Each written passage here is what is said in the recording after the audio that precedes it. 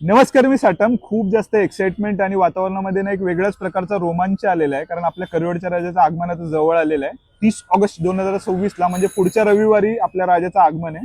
आणि मी आता ना टी शर्टच्या स्टॉलवर बसलो होतो. इथे आपलीच कार्यकर्ते आहेत ना, ते टी शर्ट ज्या ज्या लोक मंडळींना पाहिजे ना त्यांच्यासाठी बुकिंग घेतात. तर मी एक गोष्ट नोटीस केली, गणेशोत्सव आपला कितपत डिजिटल झालेला आहे ना, त्या बाबतीतलं मी एक उदाहरण तुम्हाला देणार आहे. याआधी सुद्धा मी एक ऍप शेअर केला होता, त्याबद्दलचे इंटरेस्टिंग फॅक्ट्स तुमच्याबरोबर शेअर केले होते. आणि आता हा QR, म्हणजे आता हे टी शर्टचं जे नोंदणी सुरू आहे ना, त्यासाठी QR सुद्धा वापरला जातोय पेमेंटसाठी. आणि पाहून खूप जास्त मला भन्नाट का वाटतं माहितीये का, कारण ज्या लेवलचं डिजिटलायझेशन गणेशोत्सवमध्ये झालं ना, त्या लेवलचं मला वाटत नाही कुठल्याही क्षेत्रामध्ये इतकं रॅपिड स्केलला डिजिटलायझेशन झालं असेल. म्हणजे इंस्टाग्राम पेजेस असतील, आगमन कधी, त्याच्यानंतर कॉन्सेप्ट काय असेल, हे आता टी शर्टचं बुकिंग जीपेच्या माध्यमातून, पावती बनवायची त्यासाठी सुद्धा ऍप आलेलं आहे. आणि अजून वेगवेगळ्या गोष्टी आहेत डिजिटल फॉर्मॅट मधल्या.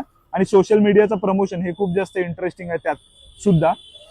तर हे पाहून ना मला एक इंटरेस्टिंग गोष्ट अशी वाटते की त्यावेळेचा गणेशोत्सव आणि आजच्या गणेशोत्सवामध्ये जर फरक सांगायचा झाला ना, तर आजचा गणेशोत्सव हा कॉर्पोरेटाइज झालेला आहे.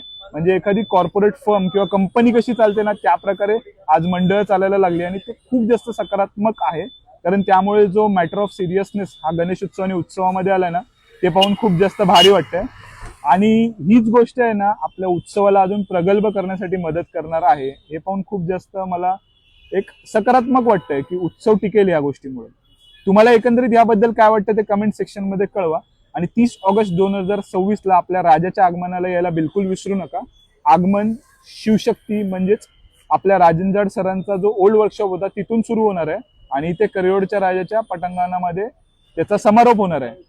तर एकंदरीत ह्या सर्व गोष्टींच्या बाबतीत तुम्ही दक्षता घ्या आणि जबाबदारीपूर्वक आगमनामध्ये सामील व्हायला बिलकुल विसरू नका. बाकी story to be continued. Ganpati Bappa Morya, Mangalmurti Morya. Tilak महाराजांचा विषय असो आणि हर हर महादेव.